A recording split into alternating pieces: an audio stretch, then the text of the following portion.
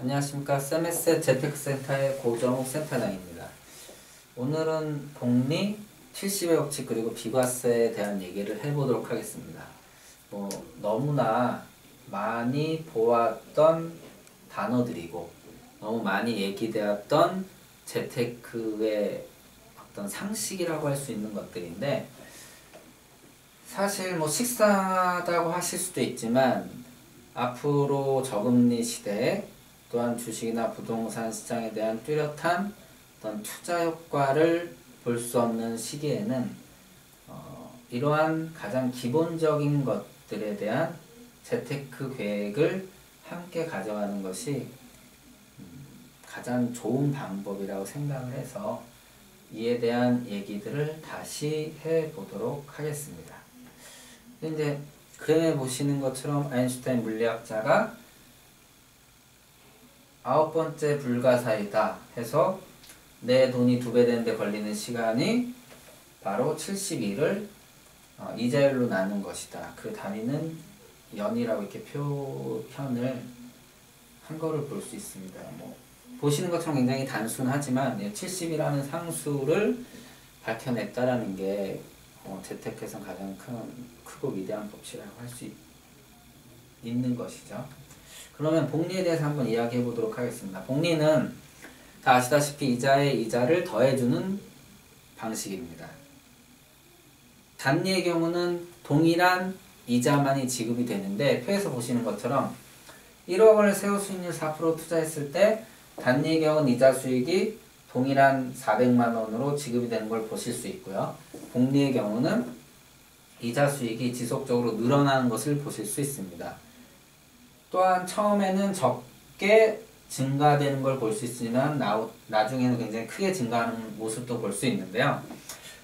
이러한 이자를 지급하는 우리가 방식, 어떤 산식을 알아보려고 하는 것이 아니라, 결과적으로 동일한 금액, 동일한 수익을 냈음에도 불구하고 투자 방식에 따라서 내 원금이 2배 되는데 복리 투자인 경우는 18년이 걸렸는데 단리 투자는 25년 후에나 되더라. 결과적으로 7년이라는 시간을 더 투자해야지 동일한 금액을 만들 수 있었다. 다른 각도에서 보면은 복리 투자인 경우는 이자 수익을 1억 넘게 만들 때 단리 투자는 7천만 원 넘게 만들지 못하고 같은 기간 안에는 이자 수익이 3천만 원 덜 발생하더라. 이러한 것들을 통해서 우리가 투자를 할 때는 복리 투자를 염두하지 않을 수 없다라는 것을 말씀드리고 싶었던 것입니다. 다음으로는 70법칙에 대해서 말씀드리겠습니다. 앞서 아인슈타인 물리학자가 판서한 내용처럼 71을 수익률로 나누면 내 원금이 2배 되는데 걸리는 시간, 즉 몇 년, 그 시간을 계산해주는 법칙입니다. 굉장히 간단하죠. 4% 수익을 내면은 71을 4로 나누게 되면은 18이라는 숫자가 나오고요. 내 원금이 2배 되는데 18년이 걸린다라는 하나의 산식이라는 것을 알 수 있습니다. 그러면 실제 한번 적용을 해보겠습니다. 1억 원의 원금을 세후 수익률 4%로 투자했을 때 경과기간별 적립금과 이자 수익에 대해서 나타내는 표입니다. 4% 수익이었기 때문에 71을 4로 나누면 결과적으로 18년 후에 원금이 2배가 되는 것을 볼 수 있는데요. 실제 계산 결과도 그 법칙이 말해주는 것처럼 18년 후에 1억의 원금이 2억이 되는 것을 볼 수 있습니다. 그러면 또 18년에는 어떻게 되겠습니까? 이 금액이 2배가 되는 것을 볼 수 있을 것이고요. 결과적으로 4억이 되는 걸 볼 수 있고, 또 18년에는 4억이 8억이 될 것입니다. 따라서 이러한 경과기간별 적립금에 대해서 원금이 2배 되는데 걸리는 시간을 수익률을 통해서 알 수 있게 하는 법칙이 바로 70의 법칙이라고 할 수 있습니다. 사실 이 법칙 갖고는 크게 의미는 없습니다.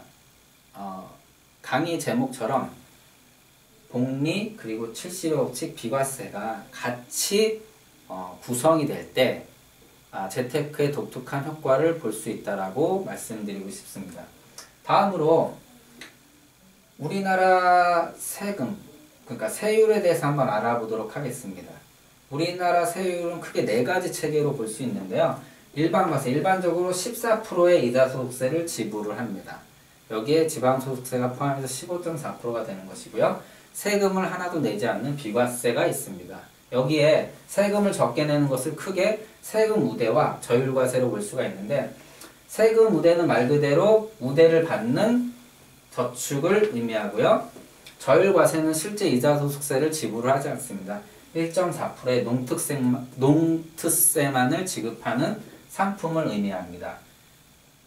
1억 원이란 금액을 연리 3.3% 예금에 투자한 경우 1년 후에 이자 소득을 보게 되면 세전 이자는 동등하게 3.3%를 적용한 330만 원이지만 나라의 세금을 지불하게 되면은 330만 원과 279만 원, 결과적으로 약 51만 원의 차이까지 날 수 있다는 걸 볼 수 있습니다.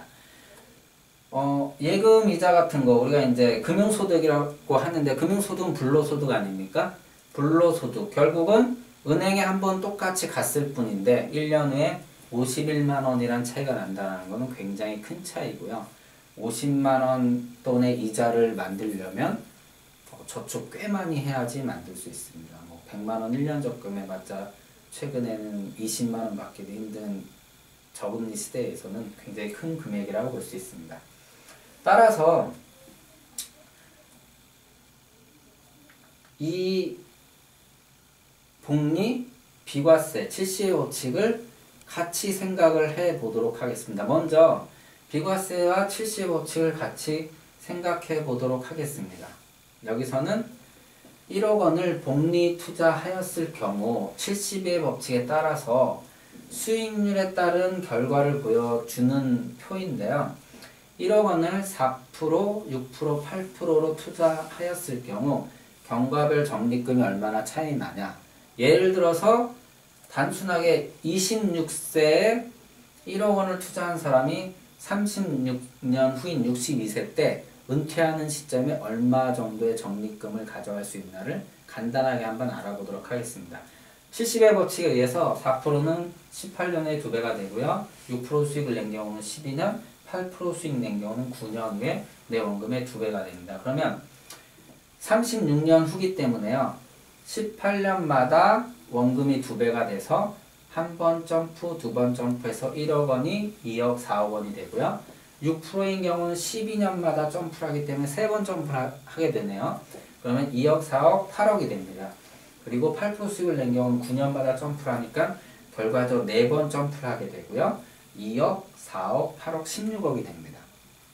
같은 기간, 같은 금액을 투자했음에도 불구하고 투자 수익률 4% 차이가 얼마 나지 않을 것 같지만 시간이 길기 때문에 12억 원이란 굉장히 큰 적립금의 차이를 보이고 있습니다.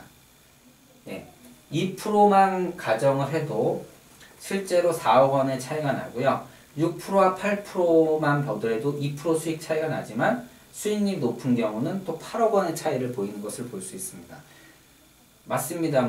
똑같이 저랑 같이 생각할 수도 있는데 요즘 같은 저금리 시대에 단기적인 투자에서의 어떤 큰 수익을 바라는 것은 불가능합니다. 하지만 장기적인 투자에서는 0.1%, 0.2%의 수익이 굉장히 큰 차이를 볼 수 있다는 것을 말씀드리고 싶습니다. 이제 같이 다 생각을 해보겠습니다. 복리로 투자원금 1억 원을 투자한 경우 수익률에 따른 적립금을 앞서 보신 것처럼 4억, 8억, 16억이 됩니다. 그러면 만일 투자 원금과 적립금의 차액이 바로 금융소득, 이자가 소득이 되겠습니다. 이 이자 소득에 대해서 우리가 비과세가 아닌 일반 과세에 의해서 적용을 받는다면 세금은 얼마나 냅니까? 4,600, 1억 780, 2억 3천만 원 정도의 세금을 내게 됩니다. 어마어마한 세금이 아니겠습니까? 우리가 살아가면 사실 이렇게 큰 세금을 내보는 경우는 그리 많지 않을 것이라고 알고 있습니다. 일반적으로. 하지만 아까 말씀드렸듯이 간단하게 그냥 예상 스토리로 26세인 사람이 1억 원을 넣고 62세에 은퇴할 때 연금을 받는다. 여기는 이제 5세에 은퇴하면서 20년 확정형으로 연금을 받았을 때를 가정을 한번 해봤습니다. 연금이라는 것은 쌓인 적립금을 그대로 받는 것이 아니라 쪼개서 받게 되죠. 그러면 1년치의 연금을 지급하게 되면 나머지 잔금에 대해서 또 이자 수익이 발생을 하기 때문에 20년 확정형 연금으로 수령한 경우 이자 적립금이 4억인 경우는 총 5억 2,080만 원을 받게 되고요. 8억인 경우는 9억 1천, 16억인 경우는 19억 5천만 원의 연금을 수령할 수 있습니다. 그럼 총 연금 수령액도 만일 과세가 된다. 결과적으로 원금 대비해서 이자 소득이 발생한 부분에서 과세를 한다면 세금은 아까와 비교해서 또 굉장히 많이 늘어나는 것을 볼 수 있습니다. 이 정도 세금을 내고 받는다라면 연금액은 굉장히 많이 줄어들 것은 확실하고요. 그렇기 때문에 비과세가 또 얼마나 중요한지를 볼 수 있습니다. 따라서 장기적인 투자에서는 복리 그리고 1, 2%의 수익률 거기에 비과세가 얼마나 중요한지를 이 표를 통해서 알 수가 있습니다. 그러면 과연 우리나라가 이자 소득세가 15.4%로 OECD 국가 중에 제일 낮다고 하고 있습니다. 또한 보험차익 10년 경과 시 비과세를 주는 나라는 유일하게 OECD 국가 중에 한국과 독일 두 나라밖에 없습니다. 근데 선진국의 이자 소득을 보면은 60%에 40%로 우리나라에 비해서는 거의 3배, 4배 많은 금액의 이자 소득을 내고 있습니다. 그럼 우리나라가 선진국으로 갈 것이기 때문에 우리나라도 이자 소득이 늘어날 것이다. 이런 얘기들을 많이 하는데요. 과연 우리나라도 추후에 이자 소득이 늘어날까요? 한번 이거에 대한 이야기를 해보도록 하겠습니다. 우리나라 이제 비과세 역사를 먼저 살펴보면은요, 1990년 이전에 3년, 5년으로 늘어나고요, 94년 7년으로 늘어나서 결과적으로 IMF 때 잠시 5년으로 줄었다가 다시 7년으로 늘어나면서 2004년부터 10년 경과시 이자 소득에 대해서 비과세 혜택이 주어졌습니다. 앞으로 얼마나 늘어날지는 아무도 모릅니다. 줄어들 수도 있고 늘어날 수도 있는 것이지만 과연 어떻게 될지에 대한 짐작은 해볼 수가 있는데요. 실제 연금 상품을 가지고 한번 계산을 해보도록 하겠습니다. 매월 100만원씩 10년 납입하고요. 20년 거치한 후에 연금으로 수령하는 상품에 가입 기준을 갖고 한번 얘기해 보도록 하겠습니다. 100만원씩 10년 납입하게 되면 원금은 1억 2천이고요. 20년 동안 거치하게 되면 현재 공시율 4.5%로 3억 3,600만원의 적립금이 쌓이게 됩니다. 이 적립금을 기준으로 연금 개시를 하게 되면 25년 확정연금으로 수령할 경우 매년 2,200만원의 연금을 수령할 수 있습니다. 실제로 25년 동안 이 연금을 수령한다면 5억 5천만원으로 원금이 1억 2천으로 4억 3천만원의 이자 소득이 발생을 합니다. 이 금액이 만일 비과세가 되지 않는다면 15.4%의 이자 소득을 발생을 시킬 것이고요. 그것이 약 6,600만원입니다. 하지만 앞서 말씀드린 것처럼 우리가 선진국 대열로 들어선다든가 향후 이자 소득이 결과적으로 올라가서 이자 소득이 만약에 50%에 해당한다면 실제로 2억 1,500만원의 이자 소득을 발생을 시킵니다. 이렇게 되면은 지금과 비교해서 약 1억 5천만원의 이자 소득이 추가로 발생을 하고요. 실제 연금액은 반으로 줄어들 수 있습니다. 그렇기 때문에 장기적인 상품, 특히 우리가 이제 흔히 얘기하는 연금 상품이라든가 아니면 자녀의 교육자금 등 대학자금 같은 먼 미래에 준비하는 자금들은 비과세가 얼마나 중요한지를 알 수 있습니다. 자, 우리나라 자산구조 다 아시다시피 베이버 세대 자산구조가 95대 5, 90대 10 이런 식으로 부동산에 편중되어 있는 자산구조를 갖고 있습니다. 반면 선진국들은 우리나라는 좀 반대 구조를 갖고 있는 것이 일반적인데요. 현재 부동산 시장 어떻습니까? 거래가 없죠. 뭐 하우스푸어 같은 신조어가 발생한 것도 과거 부동산으로 흥했던 많은 사람들의 재테크 경험을 갖고 부채를 안고서라도 부동산을 구매를 했는데, 문제는 부동산 가격이 오르지 않는 것이었죠. 결과적으로 부동산으로 투자를 했지만 수익을 발생할 수 없었던 1차적인 문제로 끝난 것이 아니라, 이자 소득세를 내지 못하고 재산세 등 다양한 세금들에 버거워서 결과적으로는 부동산 가격이 오르지 않는 데서 부동산을 처분한다는 결과를 가져왔는데, 부동산 거래가 없다 보니 처분을 하지도 못해서 결국은 하우스푸어라는 신조어가 생길 정도였습니다. 자, 세금은 어디서 거칩니까? 거래가 되면 뭐 양도소득세라든가 취등록세 이런 데서 세금이 거쳐야 되는 부분인데, 실제로 최근에 부동산 자산 구조가 많이 축소가 됐고요, 자산이. 그리고 거래가 없어지다 보니까 여기서 세원을 확보할 수가 없을 수밖에 없습니다. 그러면서 자산의 이동이 시작이 됐죠.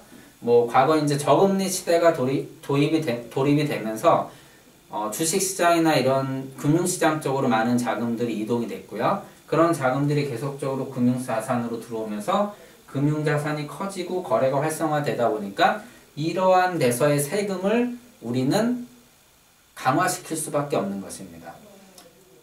아시다시피 2013년 세법 개정안을 보게 되면 대부분 세금을 축소하는 쪽, 특히 금융자산에 대한 세금을 강화하는 쪽으로 그 방향을 갖고 가는 것을 알 수 있습니다. 예를 들어서 금융소득 종합과세 기준금액이 4천에서 2천으로 대폭 강화됐다는 것. 굉장히 큰 변화였다는 거죠. 또한 보험의 이제 그 차익에 대해서 10년 경과시 비과세 혜택을 줬던 것을 좀 강화하기 위해서 중도 인출하게 되면 뭐 혜택을 주지 않겠다. 200만 원 이상 연간. 또한 계약자 변경을 하게 되면 비과세 혜택을 10년으로 그 가입 시점으로 보지 않고 계약자 변경한 시점으로 또 10년을 기다려야 된다는 등, 이러한 식으로 여하튼 금융자산에 대한 세금을 강화해서 세수를 확보하고 있다는 거죠. 그렇다면 우리나라도 앞서 말씀드린 것처럼 뭐 선진국 대열로 들어서가 아니라 자산의 구조가 움직이고 세원을 확보하기 위해서는 금융자산의 세금을 올릴 수밖에 없다. 강화시킬 수밖에 없다라는 결과가 나오게 됩니다. 따라서 지금 비과세 통장을 하나쯤 갖고 가야 된다는 거, 아니면 자녀들을 위해서 미리미리 만들어놔야 된다라는 그런 준비를 해야 된다라고 생각을 합니다. 세법이 개정이 되면 앞서 말씀드린 것처럼 여러 가지 금융 관련 자산에 대한 그 비과세 혜택이 강화가 돼서 축소가 되고 어려워진다라고 볼 수 있습니다. 라이프 사이클상 많은 자금들이 필요로 하게 되는데, 여하튼 세법 개정이 아직 확정되어 있지는 않지만은, 예를 들어서 기존 보험 상품들은 중도에 뭐 자금을 인출하든 뭐 어떻게 하든 결과적으로 보험 해지만 하지 않고 10년을 경과하게 되면 보험 차익이 발생한 부분에 대해서 세금을 걷지 않겠다. 비과세 혜택을 주겠다고 했는데, 이제는 200만 원 이상, 연간 200만 원 이상 인출하게 되면은 비과세 혜택을 주어지지 않겠다. 사실 뭐 우리들이 많이 가입하고 있는 유니버셜 보험 같은 경우, 그게 변액이든 일반 공실로 굴러가든 유니버셜 보험의 특징이 뭡니까? 자금이 필요할 때 자금 유동성 있게 만든 상품인데, 유동성을 뺏어간다는 얘기죠. 이렇듯 금융자산에 대한 혜택들은 줄어들고 혜택을 받기 위한 조건은 강화된다고 볼 수 있습니다. 또한 보험 가입 시점부터 10년이 지나면 무조건 비과세 혜택을 줬는데, 중도의 계약자 변경, 예를 들어서 자녀를 위해서 가입해서 자녀가 성년이 되면은 계약자 변경을 통해서 뭐 금융상품의 이전들을 많이 했었는데, 이러한 경우에도 계약자 변경 시점이 다시 10년을 산정하는 시점으로 변경이 된다는 거죠. 그래서 가입 시점을 그 시작점으로 보지 않고 계약자 변경 시점을 다시 10년을 산정한다. 이런 식으로 변경이 되고 강화된다는 뜻입니다. 우리나라 금융상품 관련 세제 혜택 경과 과정인데요. 뭐 아시다시피 2002년도에 근로자우대저축 근로자라면 누구나 가입했다는 그런 근로자우대 폐지가 됐고요. 2009년 가입 분해하면서 2012년 장기주택마련저축 소득공제 혜택 폐지가 되고, 또한 이제 가입도 할 수 없는 시점이 될 것을 예상을 하고요. 여기에 요번에 많이 나왔던, 결국은 이제 재논의가 들어가서 통과하지 못했는데 비과세 예탁금이라든가 아니면 조합출자금 같은 거에 대한 분리과세 추진됐다라는 거. 또한 즉시연금 논란 많지 않습니까? 즉시연금에 대한 과세 여부. 이러한 것들이 결국은 계속적으로 세원 확보를 하기 위한 정부의 이제 노력이죠. 결과적으로 거래가 많이 되는 금융자산, 부동산에서 금융으로 이동할 수밖에 없는 자산 구조를 갖고 가는 우리나라도 금융자산에 대한 세금을 강화할 수밖에 없다.